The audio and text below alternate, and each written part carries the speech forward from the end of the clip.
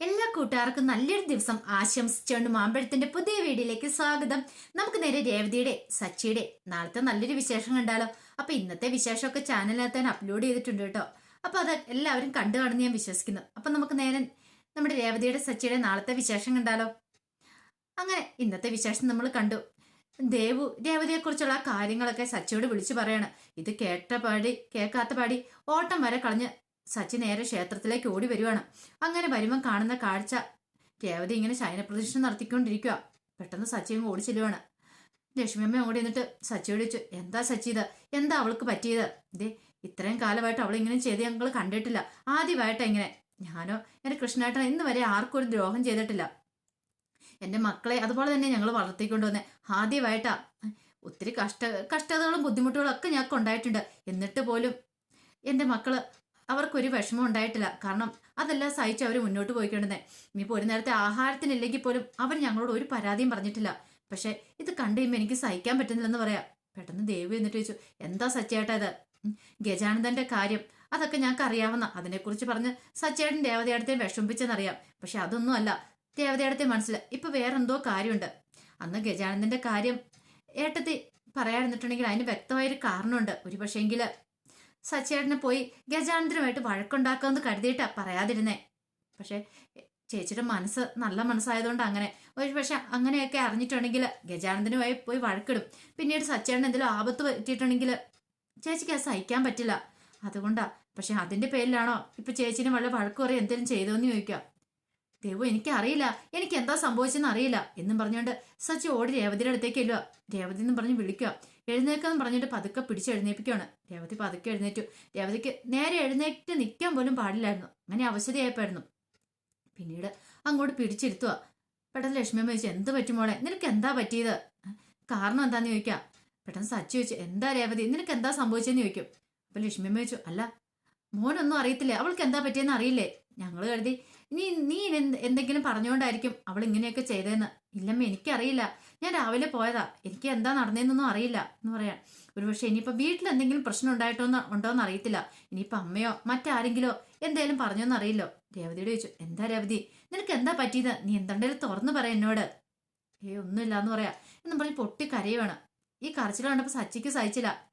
പെട്ടെന്ന് സച്ചി ചേർത്ത് പിടിക്കുകയാണ്, അങ്ങോട്ട് നെഞ്ചോട് ചേർത്ത് പിടിച്ചു. എന്ത് പറ്റിയെന്ന് പറഞ്ഞ് ആശ്വസിപ്പിക്കുകയാണ്. അത് കണ്ടത് ലക്ഷ്മിയമ്മയ്ക്കും ദേവനൊക്കെ സന്തോഷമായി. കാരണം സച്ചിൻ രേവതി അത്രമാത്രം അടുത്തിരിക്കുന്നു. വിഷമങ്ങളൊക്കെ പറയാൻ പാകത്തിന്. കാരണം ഒരു തളർച്ച വന്നിട്ടുണ്ടെങ്കിൽ താങ്ങാനായിട്ട് ഒരാളുണ്ടല്ലോ എന്നൊരു ചിന്ത രേവതിക്ക് ഉണ്ടായിട്ടുണ്ട്. രേവതി സച്ചിയുടെ മേത്തേക്ക് ചാഞ്ഞിരിക്കുകയാണ്. രേവതിനെ ആശ്വസിപ്പിച്ചുകൊണ്ടിരിക്കുക.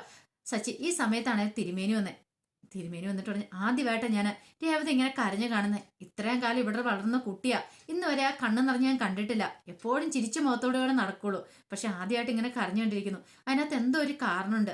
ഒരു കാരണമില്ലാതെ രേവതിയുടെ മുഖം ഇങ്ങനെ മാറത്തില്ല. ആ മനസ്സിൽ എന്തോ ഒരു ദുഃഖം തളം കെട്ടിയിട്ടുണ്ട്.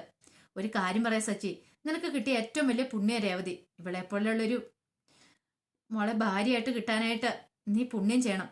ഇവിടെ നല്ലവണ്ണം നോക്കിക്കോ, നിനക്ക് അതിന്റെ അനുഗ്രഹം എപ്പോഴും ഉണ്ടാവും. ദേവിയുടെ അനുഗ്രഹം എപ്പോഴും ഉണ്ടാവും എന്ന് പറഞ്ഞിട്ട് തിരുമേനി അങ്ങോട്ട് പോവാ. ഇതോടെ കേട്ടുകഴിഞ്ഞപ്പോ സച്ചിക്ക് വല്ലാത്ത സങ്കടം വന്നു. പിന്നീട് കാണിക്കുന്ന ശ്രുതിയും കൂടെ വീട്ടിൽ മുറിയിലിരിക്കുക. ശ്രുതി ലാപ്ടോപ്പില് ഓരോ കണക്കുകളും കാര്യങ്ങളും നോക്കിക്കൊണ്ടിരിക്കുക. അപ്പൊ ശ്രുതി പറഞ്ഞു, ഞാൻ ഇപ്പൊ വരാമെന്ന് പറഞ്ഞ് അടുക്കളയിലേക്ക് അങ്ങോട്ട് പോവാ. പിന്നീട് വന്ന് രണ്ട് കയ്യിലും ഓരോ ബൗളൊക്കെ ആയിട്ടാ. ഇതെന്താ ഇത്, അമ്മ ഉണ്ടാക്കിയേക്കുന്ന വെജിറ്റബിൾ സൂപ്പാന്ന് പറയാം. ആഹാ കൊള്ളാലെ, ഇങ്ങോട്ട് തരാൻ പറയണ. അല്ല നീ എന്താ കാര്യമായിട്ട് നോക്കിക്കൊണ്ടിരിക്കണേ?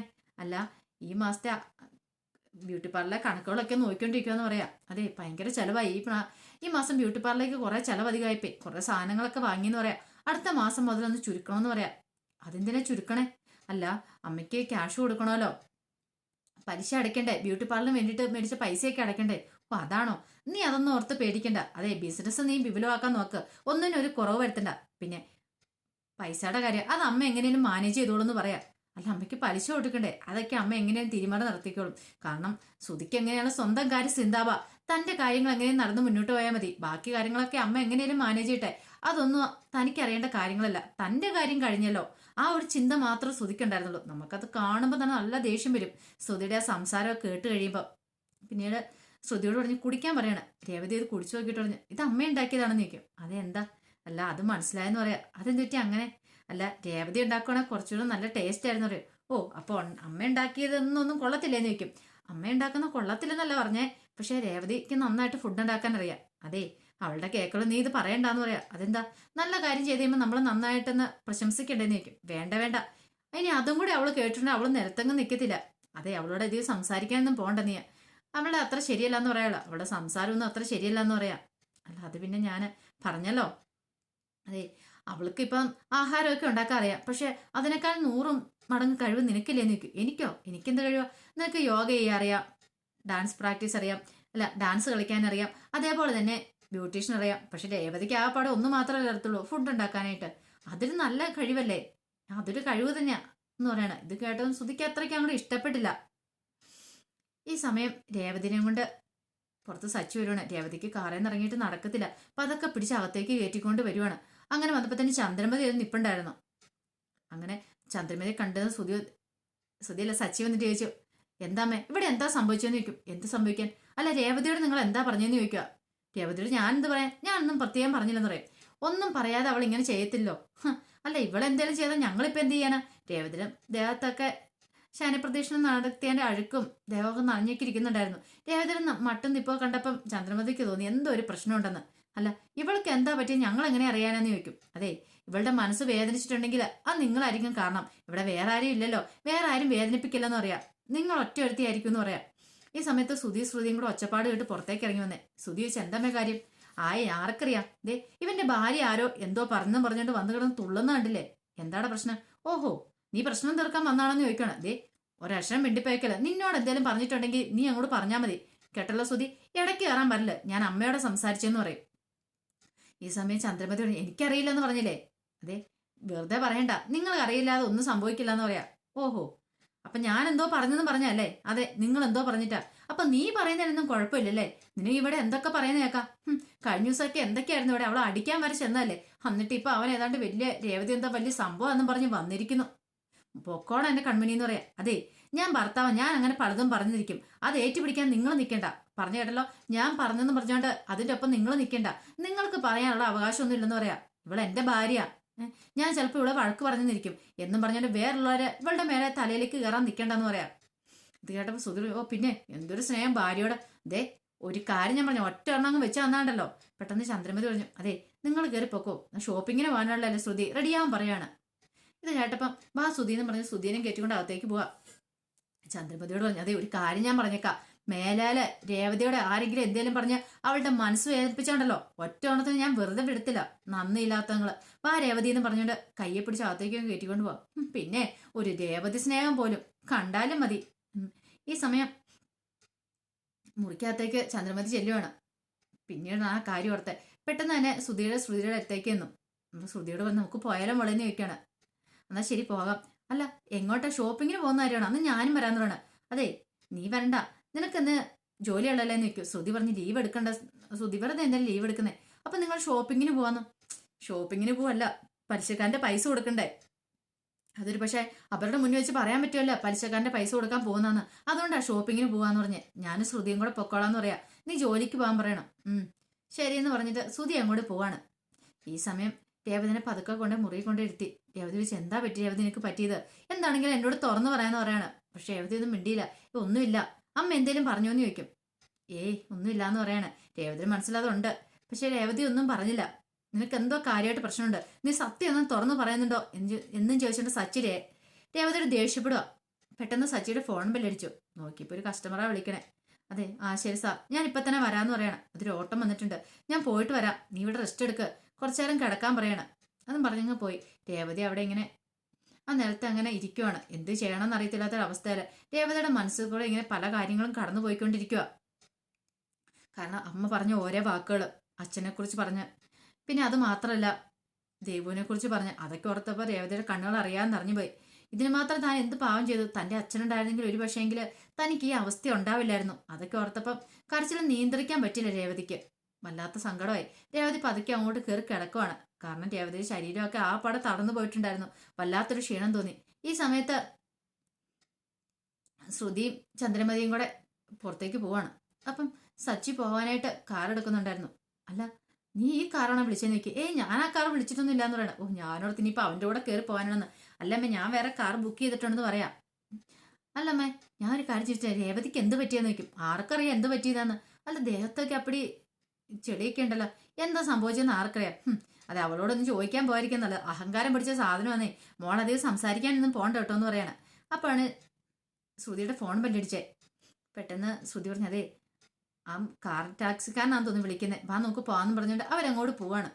ഈ സമയം രേവതിക്ക് വയ്യാതെ രേവതി കിടക്കുവാണ്. എണീക്കാൻ പോലും പറ്റുന്നുണ്ടായിരുന്നില്ല. കാരണം എണീറ്റ് കഴിയുമ്പോഴത്തേനും ശരീരമൊക്കെ തളർന്ന് വേച്ചു പോകുന്ന പോലെ രാവിലെ ആയിട്ട് ഫുഡൊന്നും കഴിച്ചിട്ടില്ല. അതിൻ്റെതായ ഒരു ക്ഷീണം കൂടെ ഉണ്ട്. പിന്നീട് പുറത്ത് പോയിട്ട് ചന്ദ്രമതി ശ്രുതിയും കൂടെ വരുവാണ്. അപ്പോൾ ശ്രുതിയുടെ കയ്യിൽ 1-2 കവറൊക്കെ ഉണ്ട്. ചന്ദ്രമതി പറഞ്ഞു, എന്നാലും അമ്മയ്ക്ക് പ്രത്യേകിച്ച് ഒരു കഴിവ് കേട്ടോ ഇങ്ങനെ സാധനങ്ങളൊക്കെ വില പേശി മേടിക്കാനായിട്ട്. അത് മോളെ അത് അങ്ങനെയൊക്കെ വേണം. അവന്മാർ അത്ര കൂട്ടിയ വിലയൊക്കെ പറയും, നമ്മൾ ആ പൈസ ഒന്നും കൊടുത്ത് വാങ്ങില്ലെന്ന് പറയാം. ശ്രുതി പറഞ്ഞു, അമ്മയൊരു ബിസിനസ് തുടങ്ങുവാണെങ്കിൽ മിക്കവാറും അത് മെച്ചപ്പെടും. അമ്മയ്ക്ക് അതിനുള്ള കഴിവുണ്ടെന്ന് പറയണം. അതെ ഒരു കാര്യം ചെയ്യാം, മോൾ ഈ സാധനങ്ങളൊക്കെ അകത്തുകൊണ്ട് വെച്ചിട്ടോ നമുക്ക് ഫുഡ് കഴിക്കാം. ഞാൻ പോയി അടുക്കളയിൽ പോയി ഫുഡൊക്കെ എടുത്തോണ്ട് വെക്കാന്ന് പറയണം. ശരി അമ്മയെന്ന് പറഞ്ഞ ശ്രുതി അങ്ങോട്ട് പോവാണ്.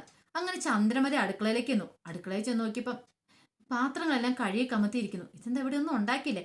എല്ലാ പാത്രങ്ങളും പോയി തുറന്നു നോക്കുക. പക്ഷെ ഒന്നുമില്ല, ചോറില്ല, കറികളില്ല, ഒന്നുമില്ല. ആഹാ അപ്പോൾ ഇവിടൊന്നും ഉണ്ടാക്കില്ലേന്ന്.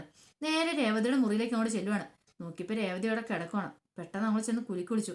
ഓഹോ തമ്പുരാട്ടി ഇവിടെ പള്ളിയുറക്കം ഉറങ്ങുവാണെന്ന് ചോദിക്കാം. പതുക്കെ രേവതി എഴുന്നേറ്റു. എന്താ അമ്മേ നീ ഇവിടെ ഒന്നും ഉണ്ടാക്കിയില്ലേന്ന് ചോദിക്കും. എനിക്ക് വയ്യമ്മേ, ശരീരത്തിന് നല്ല വേദനയാ.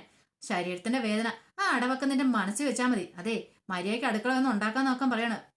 ഭക്ഷണം അമ്മ എനിക്ക് വയ്യാത്തോണ്ടാ, പറയുന്ന കൂടെ അനുസരിച്ചാൽ മതി. അരമണിക്കൂറിനുള്ളിൽ. അതെ ശ്രുതിയെ വിശന്നായിരിക്കണേ. അറിയാലോ നിന്നെപ്പോലൊന്നും അല്ല അവളാണെങ്കിൽ പണിത് മടുത്തിട്ടൊക്കെ വരുന്ന. നീ ഇവിടെ വെറുതെ സൂചി കയറി അടുക്കളയല്ലേ സൂചി വെറുതെ കയറി ഇരിക്കുമല്ലേ, അതുപോലൊന്നും അല്ല. അരമണിക്കൂർ സമയം തരും, അതിനുള്ളിൽ ആഹാരം ഉണ്ടാക്കിയേക്കണം. അല്ല ഞാൻ കാണിച്ചു തരാന്ന് പറയാണ്. രേവതി പാവം എഴുന്നേക്കുവാണ്. നമുക്ക് ദേഷ്യം വന്നു. ചന്ദ്രമതിനെ അങ്ങോട്ട് വലിച്ചു കയറാനുള്ള ദേഷ്യം വരും. അതൊക്കെ കണ്ടു കഴിയുമ്പോഴത്തേനും ചന്ദ്രമതി ചാടിത്തുള്ളി അങ്ങോട്ട് പോവാണ്. പിന്നീട് ശ്രുതിയുടെ അടുത്തേക്ക് എന്നിട്ട് പറഞ്ഞു, മോളെ അതെ അവള് ഫുഡൊന്നും ഉണ്ടാക്കിയിട്ടില്ല കേട്ടോ, ഇപ്പൊ തന്നെ ഉണ്ടാക്കും. ഒരു അരമണിക്കൂർ താമസമുണ്ട്. നമുക്കൊരു കാര്യം ചെയ്യാം, എന്തെങ്കിലും വർത്താനം പറഞ്ഞിരിക്കാന്ന് പറയാണ്. അപ്പോഴാണ് രേവതി അങ്ങോട്ട് ഇറങ്ങി വരുന്നേ. രേവതിനെ കണ്ടു ശ്രുതി പറഞ്ഞു, അമ്മേ രേവതിക്ക് എന്ത് പറ്റി, വയ്യായികയാണെന്ന് തോന്നുന്നല്ലോ നീക്കാം. അതെ അതൊക്കെ അവളുടെ അടവാ. അല്ലമ്മ വല്ല ഹോസ്പിറ്റലിലും കൊണ്ടുപോകണോ? ഒരു കാര്യം ചെയ്യാം, ഞാൻ ഫുഡ് എന്തെങ്കിലും ഉണ്ടാക്കാന്ന് പറയാം. വേണ്ട മോള് ഫുഡൊന്നും ഉണ്ടാക്കണ്ട. മോളെന്തിനാ, മോള് കോടീശ്വരന്റെ മോളെ അടുക്കള കയറേണ്ട ആവശ്യമൊന്നുമില്ല. അവള് കയറി ഉണ്ടാക്കട്ടെ. ഒരു പൂക്കാരന്റെ മോള് വന്നിരിക്കുന്നു, അവൾക്ക് അടുക്കള കയറി ജോലി ചെയ്യാനാ. അതിന് പോലെയുള്ള അർഹതയില്ല. പിന്നെ അവളുടെയൊക്കെ ഒരു യോഗവേ, അല്ലാതെ എന്ത് പറയാനായിട്ടാ. അല്ലമ്മേ വയ്യാത്തല്ലേ, അപ്പൊ എങ്ങനെയാ മോളെ? ഞാൻ പറഞ്ഞല്ലോ അധികം സെന്റിമെന്റ്സ് ഒന്നും അവളോട് കാണിക്കേണ്ട ആവശ്യമില്ല. മോൾ ഇങ്ങോട്ട് വന്നേ എന്നും പറഞ്ഞ് കൂട്ടിക്കൊണ്ട് പോവാ. രേവതി ഇതെല്ലാം കേട്ടു. രേവതിക്ക് നല്ല സങ്കടം വന്നു. എന്ത് ചെയ്യണമെന്ന് അറിയത്തില്ല. പക്ഷേങ്കിൽ രേവതി ഒന്നും മിണ്ടിയില്ല. നേരെ അടുക്കളയിലേക്ക് പോവാ. വയ്യാതെ ഇങ്ങനെ ഇരുന്നിട്ടും അടുക്കളയിൽ പോയി ഓരോ ജോലി കറിയൊക്കെ ഉണ്ടാക്കുക. അപ്പൊ ചന്ദ്രപതിയും ശ്രുതിയും കൂടെ മുറി വർത്താനം പറഞ്ഞ് ചിരിച്ചുല്ലസിച്ചിരിക്കുക. കുറച്ചു നേരം കഴിഞ്ഞപ്പോൾ രേവതി അങ്ങോട്ട് ചെന്നു. എന്താടി ഞങ്ങൾ ഇച്ചിരി സമയം സന്തോഷത്തോടെ ഇരിക്കുന്ന കാണും, നിനക്ക് അസൂയല്ലേന്ന് ചോദിക്കുക. അല്ലമ്മ അത് അരി ഇട്ടില്ല എന്ന് പറയാം. അരി ഇട്ടില്ല എന്താ? അല്ല അമ്മ അരി എടുത്ത് തന്നില്ല അതുകൊണ്ട്. ഓ എന്റെ പൊന്നെ എന്തൊരു താഴ്മയായിട്ടാ ചോദ്യം കേട്ടെ. അപ്പൊ ശ്രുതിയെല്ലാം കേട്ടിങ്ങനെ ഇരിക്കുമായിരുന്നു. പിന്നീട് പറഞ്ഞു, ഞാനിപ്പോൾ അരി എടുത്ത് കൊടുത്തിട്ട് വരാമെന്ന് പറഞ്ഞിട്ട് അങ്ങോട്ട് ചെല്ലുവാണ്. അങ്ങനെ ചെന്ന് അടുക്കളയിൽ ചെന്ന് അരി എടുത്ത് കൊടുത്തു. പെട്ടെന്ന് അരി കഴിയിട് പറഞ്ഞു കേട്ടല്ലോ. അവൾ ഇരിക്കുന്ന ഇരിപ്പ് കണ്ടില്ലേ. പിന്നീട് രേവതി കണ്ണ് നിറഞ്ഞു വന്നു. പക്ഷെ രേവതി അതൊന്നും മൈൻഡ് ചെയ്തില്ല. ചോറും കറിയൊക്കെ ഉണ്ടാക്കുവാണ്. എല്ലാം ഉണ്ടാക്കിയതിന് ശേഷം അവിടെ ടേബിളെ കൊണ്ട് വെച്ചിട്ട് മുറിയിൽ പോയി കിടക്കുവാണ്. ഈ സമയം കുറെ സമയമായിട്ട് ചന്ദ്രമതി കാണുന്നില്ല. ഇവിടുത്തെ എവിടെ പോയി? അപ്പൊ ശ്രുതിയോട് പറഞ്ഞു, മിക്കവാറും എവിടെയും പോയി കിടന്ന് ഉറങ്ങുന്നുണ്ടായിരിക്കും, നോക്കട്ടെ എന്ന് പറഞ്ഞ് നോക്കിയപ്പോൾ രേവതി അവിടെ കിടക്കുവാണ്. ആ കാഴ്ച കൊണ്ട് ചന്ദ്രമതിക്ക് അവൾ സഹിച്ചില്ല. ഓഹോ നിന്നോട് ആഹാരം ഉണ്ടാക്കാൻ പറഞ്ഞിട്ട് നീ ഇവിടെ വന്ന് കിടക്കുവാണോ? അല്ലമ്മ ഉണ്ടാക്കിയിട്ടുണ്ട്, ടേബിളെ കൊണ്ട് വെച്ചിട്ടുണ്ട്. ടേബിളെ കൊണ്ട് വെച്ചാൽ ഞാൻ എങ്ങനെയാണ് അറിയുന്നേ? ഒന്ന് പറയണ്ടേ അങ്ങോട്ട്. അവള് കിടന്ന് കയറി കിടക്കുന്ന കിടപ്പ് കണ്ടില്ലേ. തമ്പുരാട്ടിയാണ് അവളുടെ വിചാരം. ഒരു പണിയെടുക്കാൻ അവൾക്ക് കഴിയില്ല. നമ്മൾ ചാടിത്തുള്ളി അങ്ങോട്ട് പോവാണ്. എന്നിട്ട് ശ്രുതിനെ വിളിച്ചോണ്ട് ശ്രുതിനെ കുറിച്ച് ആഹാരം കഴിക്കാനായിട്ട് അങ്ങോട്ട് പോവാണ്. രേവതി ആണെങ്കിൽ എന്ത് ചെയ്യണമെന്ന് അറിയത്തില്ല. ശരീരം മൊത്തം വേദനയായിട്ട് കിടക്കുവാണ്. അപ്പൊ അതിന്റെ വിശേഷങ്ങളൊക്കെ നാളെ നമ്മൾ കാണാൻ പോകുന്നത്. ആ വിശേഷങ്ങളൊക്കെ നമുക്ക് എല്ലാവർക്കും കാത്തിരിക്കട്ടെ. ഇനി നമ്മൾ കാണാൻ പോകുന്ന സച്ചി വീട്ടിലേക്ക് വരുന്നുണ്ട്. സച്ചി വീട്ടിലേക്ക് വന്നതിന് ശേഷം രേവതിയുടെ അവസ്ഥ കണ്ടപ്പം സച്ചിക്ക് സഹിക്കാൻ വരുന്നില്ല. രേവതിക്ക് കൊണ്ട് ആഹാരമൊക്കെ വാരി കൊടുക്കുകയും അത് മാത്രമല്ല ചന്ദ്രമതിനെ സുധിനെയൊക്കെ പഞ്ഞിക്കിടുന്നുണ്ട്. അതിന്റെ അടിപൊളി വിശേഷമാണ് നമ്മൾ നാളെ കാണാൻ പോകുന്നത്. ആ വിശേഷങ്ങൾക്കായി നമുക്ക് എല്ലാവർക്കും കാത്തിരിക്കാം കേട്ടോ. അപ്പൊ ആദ്യമായി കാണുന്നവരാണെങ്കിൽ ചാനൽ ഇഷ്ടപ്പെട്ട ഒന്ന് സബ്സ്ക്രൈബ് ചെയ്യാൻ മറക്കരുതേ. അതോടൊപ്പം തന്നെ കണ്ടുകൊണ്ടിരിക്കുന്ന എല്ലാവരുടെ സപ്പോർട്ടിലേക്കും തുടർന്നും പ്രതീക്ഷിച്ചുകൊണ്ട് എല്ലാവർക്കും ഒരിക്കൽ കൂടി നല്ലൊരു ദിവസം ആശംസിച്ചുകൊണ്ട് നിർത്തുന്നു. നന്ദി.